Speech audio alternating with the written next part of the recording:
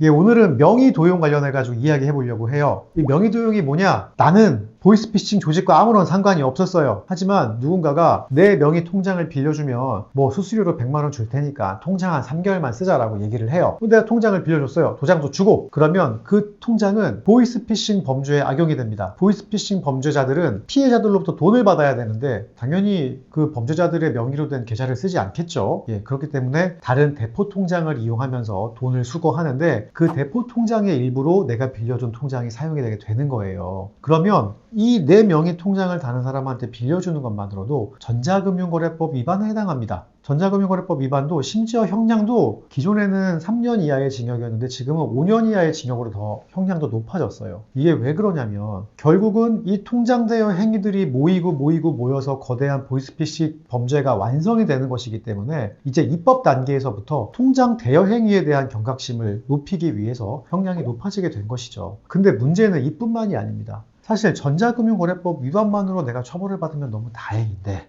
이 사건을 수사하는 경찰과 검찰은 이 통장을 빌려준 사람이 사실 보이스피싱 조직의 공범이라고 생각을 하고 수사에 착수하게 돼요. 억울할 수도 있죠. 예, 하지만 이 내가 빌려준 통장이 없었으면 그 통장에 입금되는 돈도 없었을 거고 그 부분만큼의 범행은 완성이 안 됐을 거기 때문에 사실 거대한 보이스피싱 범죄의 부속품으로 내가 일조하게 한 것이 맞는 것이고 그 나의 일조한 행위가 없었으면 그 부분의 범행은 완성이 안 되는 것이기 때문에 이 보이스피싱 범죄의 공범으로 같이 엮일 수밖에 없는 게 안타까운 현실이에요. 그러면 사기, 만약에 금액이 5억 이상의 다액이라고 한다면 특정 경제범죄 가중처벌법에 의한 사기죄로 높은 처벌을 받게 되는데 일단 내가 보이스피싱 범죄에 연루됐다라고 낙인이 찍히면 재판 갔을 때 대부분 실형 선고를 받습니다. 초범이어도 마찬가지예요. 그렇기 때문에 통장을 대여해준 행위 일단 안 하시는 게 가장 좋고요. 혹시나 내가 통장을 대여했다, 그리고 이게 뭔가 문제가 됐다 라고 생각이 드시면 재빠르게 변호사와 상담을 하시고 통장을 대여해주게 된 경위 같은 것들을 상세히 말씀해 주셔서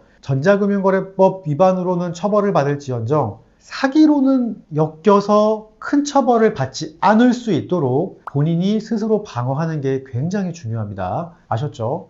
잘못하면 정말 쉽게 실형을 살게 될 것입니다. 자, 명의 대여 관련해 가지고 오늘 말씀을 드렸는데요. 내 명의의 통장, 신분증, 자동차, 휴대폰 함부로 빌려주면 안 됩니다.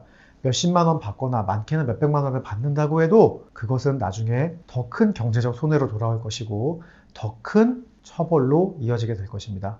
그렇기 때문에 경각심을 가지고 조심하셨으면 좋겠고요.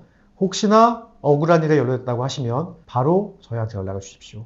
적어도 사기에는 연루되지 않았다는 점, 사기의 공범이 아니라는 점들은 밝혀서 억울한 처벌 받지 않도록 도와드리겠습니다. 3분 안팎 여기서 마치겠습니다. 시청해주셔서 감사합니다.